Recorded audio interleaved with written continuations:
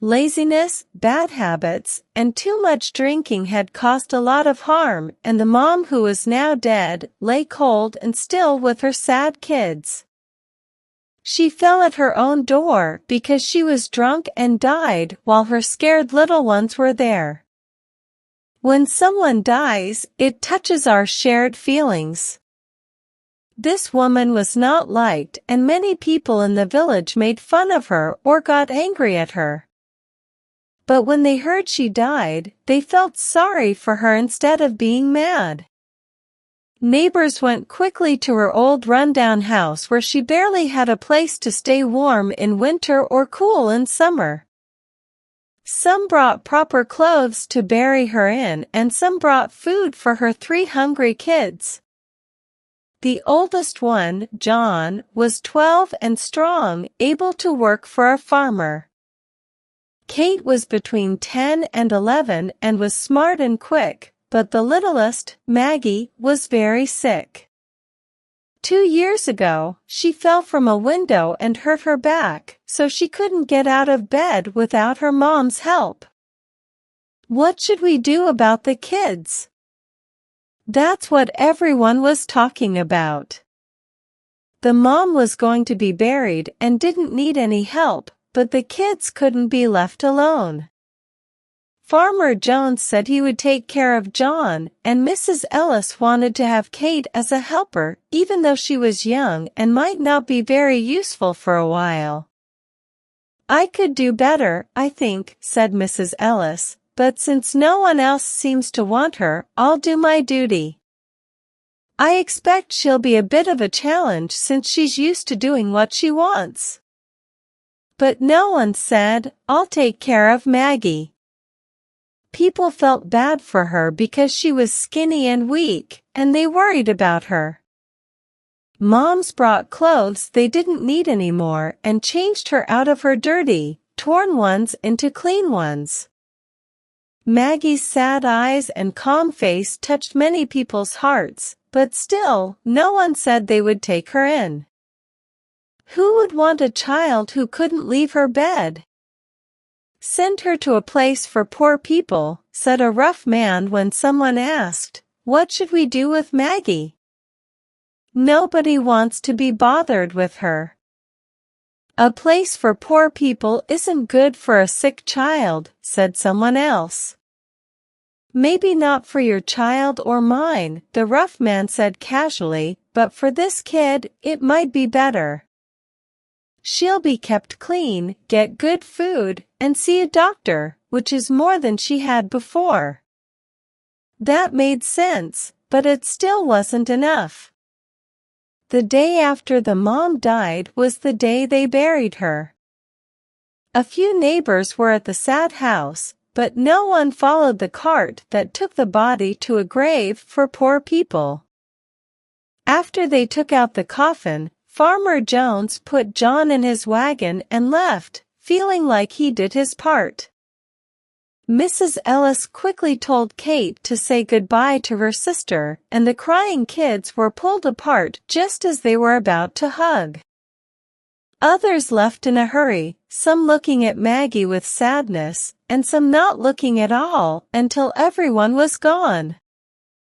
She was alone. Just outside the door, Joe Thompson, the person who fixes wheels, stopped and talked to the blacksmith's wife, who was also leaving. "It's not right to leave her like this," Joe said. "Then take her to the place for poor people." "She has to go there," the blacksmith's wife said, running off and leaving Joe behind. For a little while, Joe stood there looking confused. Then he turned around and went back into the house. Maggie had managed to sit up on the bed, even though it was hard for her, and she was looking at the door where everyone had just left. She looked scared and worried. "Oh, Mr. Thompson," she cried, catching her breath, "please don't leave me here all alone." Joe Thompson, even though he seemed rough on the outside, had a kind heart.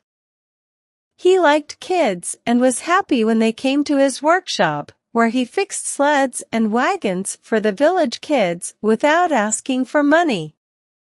"Don't worry, dear," he said in a gentle voice, going to the bed and bending over the child. "You won't be left alone." He carefully covered her with clean blankets that a neighbor had brought, and then, lifting her in his strong arms, carried her outside and across the field to his home. Joe Thompson's wife, who didn't have any kids of her own, wasn't always nice, and she didn't like to do things for others. Joe was unsure of how she would react when he got home. Mrs. Thompson saw him coming from the window and met him with an annoyed look a few steps away from the door. Joe was holding a precious burden, and he knew it was precious. As he held the sick child close, a feeling of tenderness surrounded them both. They were connected in a special way, and love was starting to grow. "What do you have there?" Mrs. Thompson asked, sounding upset. Maggie felt scared and moved closer to Joe. He didn't say anything, but his look said, "Wait a moment for an explanation, and please be kind." He went inside and took Maggie to a small room on the first floor and put her on a bed. Then he stepped back, closed the door, and stood face to face with his grumpy wife in the hallway. "You didn't bring that sick kid home, did you?" Mrs. Joe Thompson's voice sounded angry and surprised, and her face was red. "Sometimes women's hearts are too hard," Joe said. Usually, he would stay away from his wife when she got angry, or he would stay quiet and not argue. So, he was surprised that he now looked determined and had a strong gaze. "Women's hearts aren't as hard as men's." Joe quickly realized that his firm attitude was making an impression on his wife. He answered quickly and with real anger, "Maybe that's true," but every woman at the funeral turned away from the sick child's face. When the cart took her mom's body away, they left her alone in that old hut, with barely any sunlight left. "Where were John and Kate?" Mrs. Thompson asked. "Farmer Jones took John in his wagon and left. Kate went home with Mrs. Ellis. But nobody wanted the poor sick one. They all said, 'Send her to a place for poor people.' Why didn't you let her go then? Why did you bring her here?" Mrs. Thompson demanded. "She can't walk to the place for poor people," Joe explained. "Someone has to carry her, and I'm strong enough for that." "Then why didn't you keep going?" "Why did you stop here?" his wife asked. "I don't do things without thinking. I need to talk to the people in charge first and get permission." His wife couldn't argue with that. "When will you talk to them?" she asked, sounding impatient. "Tomorrow." "Why wait until tomorrow? Go get permission now, and take care of the whole thing tonight." "Jane," said the wheelwright, speaking seriously, which made his wife pay attention, "I read the Bible sometimes, and it talks a lot about little children. The Savior scolded his followers who didn't welcome kids. He held them in his arms and blessed them. He said that whoever gives even a cup of cold water to a child won't go without a reward. So, it's not a big thing for us to take care of this poor little girl who doesn't have a mom, even just for one night. To be kind to her for one night. To make her feel comfortable for one night." The strong man's voice shook, and he turned his head away so his wife wouldn't see the tears in his eyes. Mrs. Thompson didn't say anything, but she felt something soft in her heart. "Look at her kindly, Jane." "Speak to her kindly," Joe said. "Think about her mom who died, and how lonely and sad her life will be." His heart's kindness made his words sound strong. Mrs. Thompson didn't answer, but she went into the small room where Joe had put Maggie. Joe didn't follow her. He saw that things had changed, and he thought it would be good to leave his wife alone with the child. So he went to his workshop, which was close to the house, and worked until it got dark. A light shining from the small room's windows caught Joe's attention when he turned towards the house.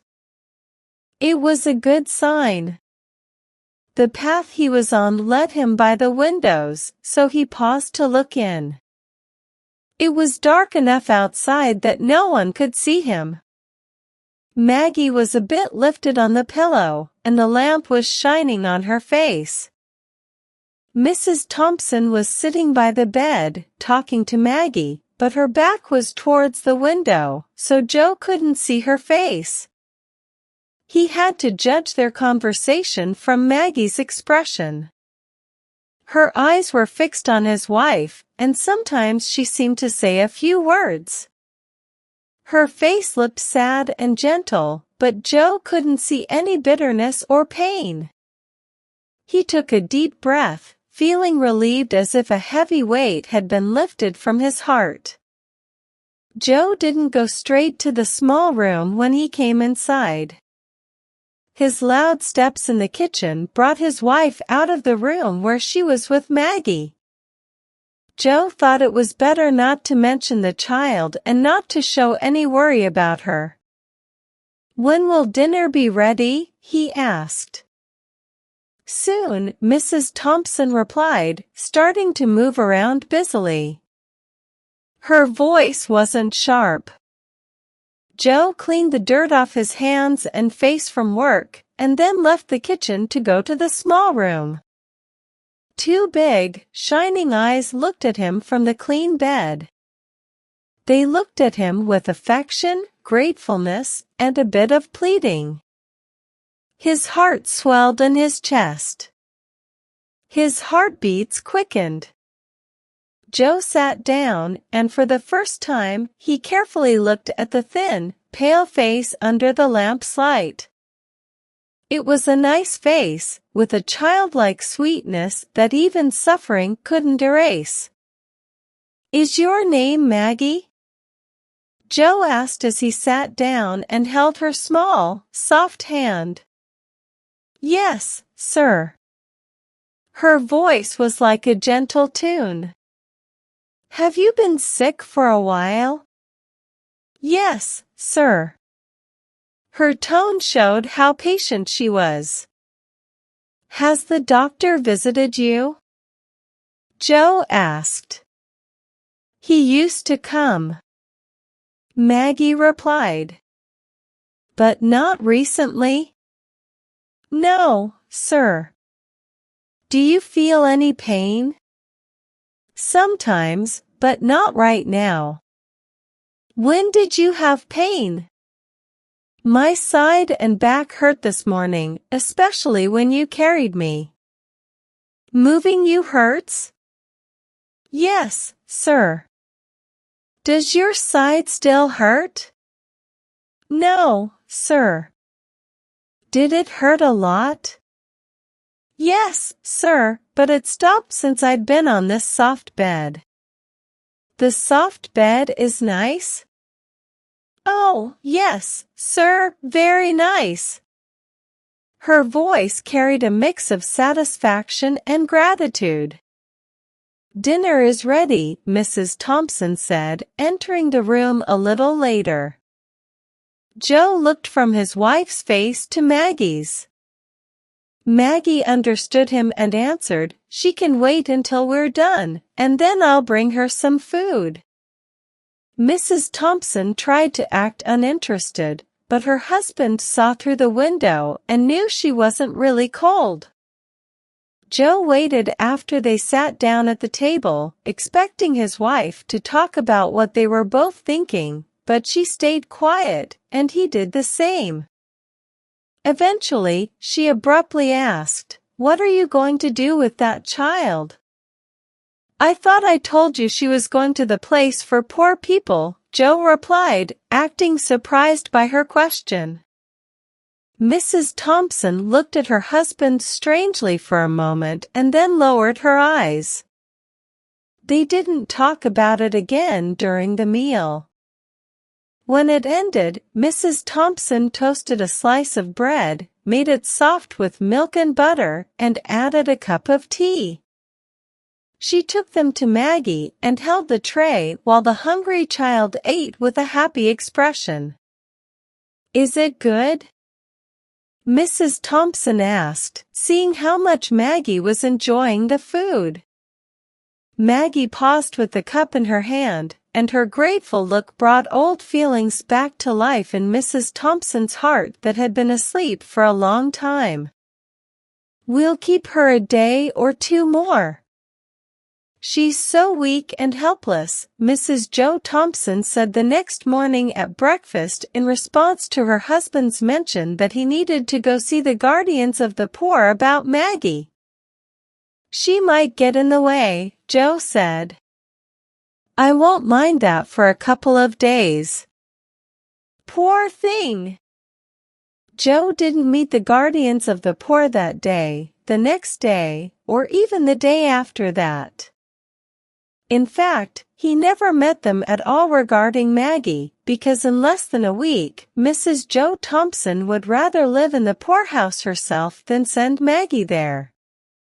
What light and joy that sick and helpless child brought into the home of Joe Thompson, the poor person who fixed wheels. The home had been dark, cold, and unhappy for a while because his wife had nothing outside of herself to care for and love. This made her bitter, irritable, and self-punishing. But now, the sweetness of the sick child, who looked at her with love, patience, and thankfulness, brought happiness to her heart. She carried Maggie in her heart as well as in her arms, like a precious treasure.